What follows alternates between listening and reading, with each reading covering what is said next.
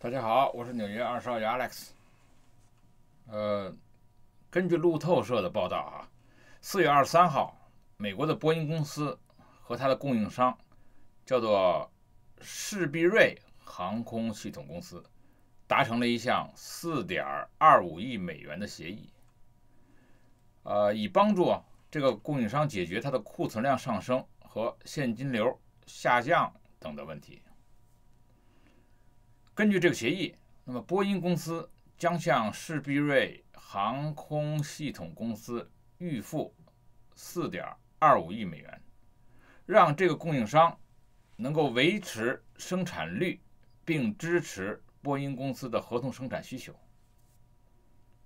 此外，这个士必瑞航空系统公司还将每周向波音公司提供指定的财务信息。美国的阿拉斯加航空公司有一架波音的737 MAX 9型的客机，在1月5号的时候发生了事故。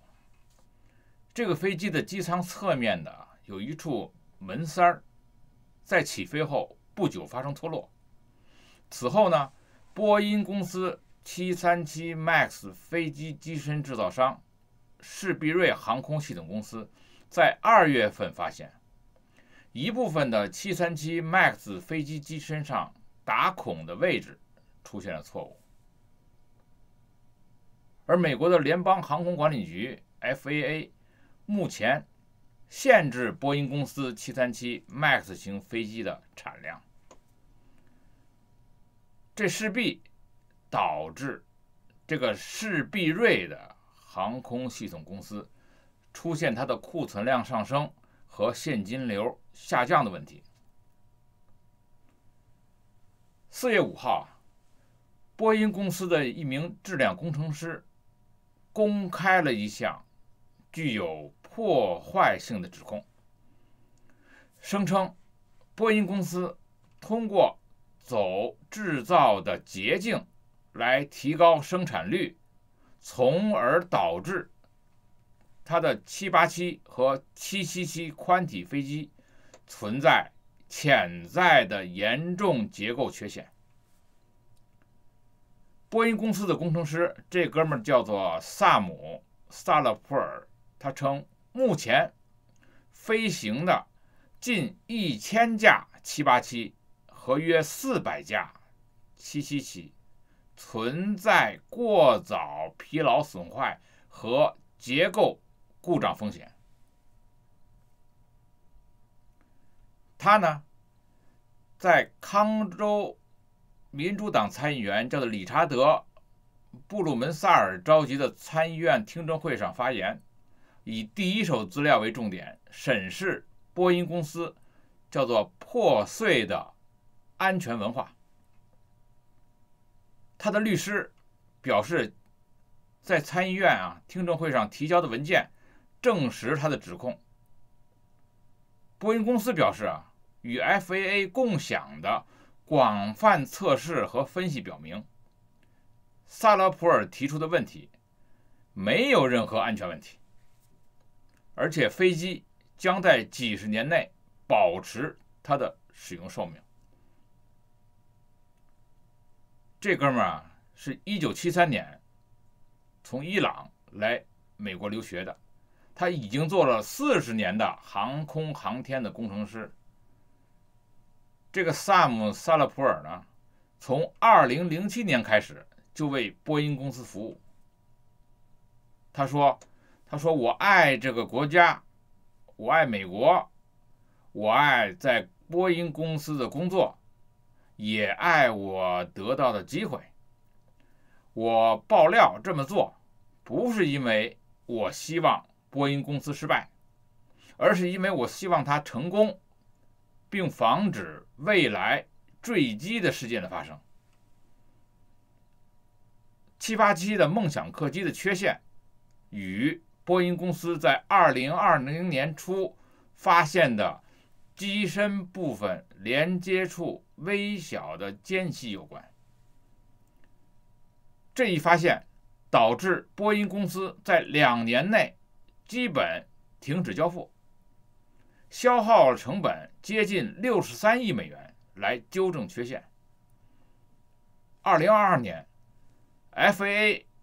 在8月的时候批准了波音公司的修复方案，并允许了787恢复交付，并一直在仔细检查每架787飞机，然后才颁发适航证书，允许交付给各地的航空公司。但是这个萨拉普尔称，波音公司开发的解决方案隐藏了问题，而不是解决了问题。比如，在787项目早期，即从2012年开始，工程师允许在最终组装用过大的力将机身各部分推到一起，然后再测量间隙，以便让间隙看起来不存在。他说，我根据波音公司自己的数据，反复向我的主管和管理层提交报告，证明787的差距没有得到正确衡量。在很多情况下，用于填充间隙的小填充材料，称为垫片的，都没有被插入。由于787飞机碳复合材料机身蒙皮、金属紧固件和接头配件在飞行过程中随着温度的变化而膨胀和收缩。理论上，这种未填充的间隙将允许连接部分相对彼此轻微移动。他说，随着时间的推移，可能会导致过度磨损，并导致结构过早失效。那么填充这个空隙，就是插入尺寸精确的小部件来填充大于5/1000英寸的间隙。这是制造飞机时广泛接受的做法，以防止该结构应力。对于机身部分连接处的紧固件钻孔的过程中，波音公司认为，由于将各个部分拉在一起所用的力够大，因此不存在钻孔的碎片落入的间隙。那么根据这个假设，就不需要在钻孔后分离零件来清除碎屑，平滑孔的边缘，然后重新组装各个部分。而萨洛普尔的律师在给 FAA 的信中告诉说，这加快了组装的过程，并大大降低了成本。萨拉普尔声称，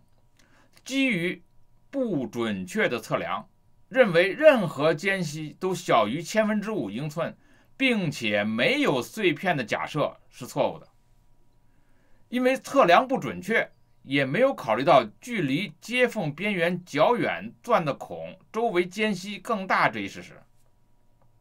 他在给 FAA 的信中称，波音公司使用这种方法导致787飞机前后机身部分约80%的连接处留下了钻孔的碎片。这80%的数据点来自波音公司对2020年后制造的28架样本飞机的测试和检查，而波音公司反驳称787的缺口不构成风险。尽管如此，波音公司表示，这些间隙必须在工厂内修复，因为它们超出了787认证时提供的规格，并且它不能故意交付不符合该标准的飞机。至于之前已经交付的存在不合规，并且目前正在全球各地飞行的大约980架787飞机，波音公司研究了它的机身是否存在更快老化，并可能发生故障的长期风险。得出的结论可想而知，结论是没有。波音公司称，根据之前高达16.5万次的机身测试，以及波音公司从2020年到今天的广泛数据收集、测试、建模和分析。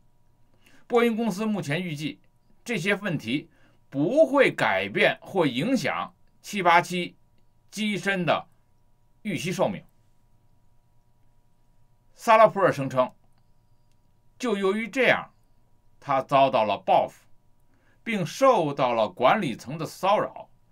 被排除在会议之外，甚至还受到了主管人身暴力威胁。然后他就被从787项目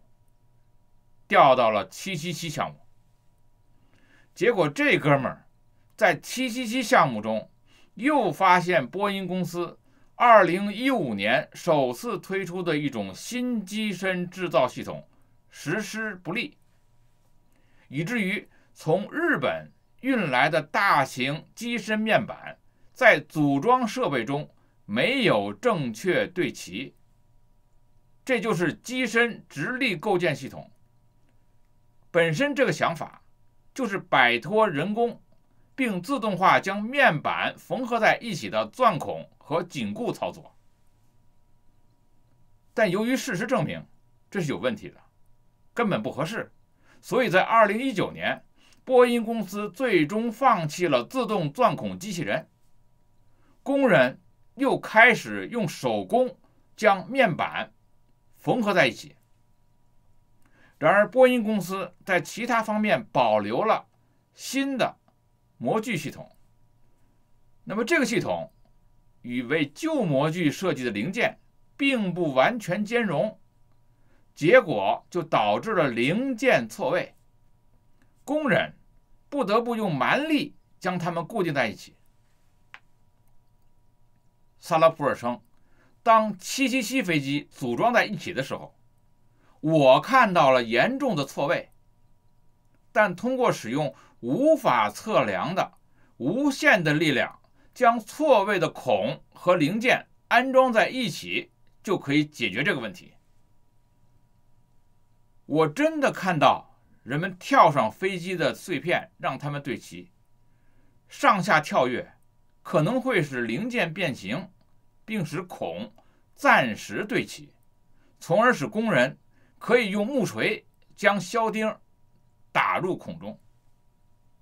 这就可能会对零件造成损坏，并为主要结构带来风险因素。当然，波音公司当时是没有回应有关777的详细指控。萨拉普尔说，无论我的职业生涯付出什么代价，我都必须大声说出来。他的另外一位律师卡茨称，萨拉普尔多次向主管提出他对787的担忧，并在内部提交了一份正式的道德投诉。起初他只是被告知要闭嘴，然后他被告知自己有问题，然后他被排除在会议之外，然后被排除在与团队一起旅行之外。他被禁止与结构工程师交谈，他也被禁止与数学家和其他人交谈，以帮助他理解数据。甚至有一次，他的老板用身体暴力威胁他，这是有记录的。他把身体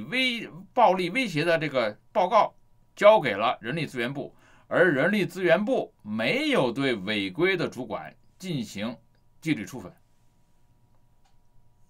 当然，波音公司声明说，波音公司严禁报复。FAA 的格尔称，无需担心，报复的资源报告是航空安全的关键组成部分。FAA 强烈鼓励航空业的每一个人分享信息。这次看，估计这哥们儿要索赔上千万，这可是一个大案子。但是最主要的是，每次当你乘坐飞机的时候，看一看你坐的是737、777还是787。谢谢大家。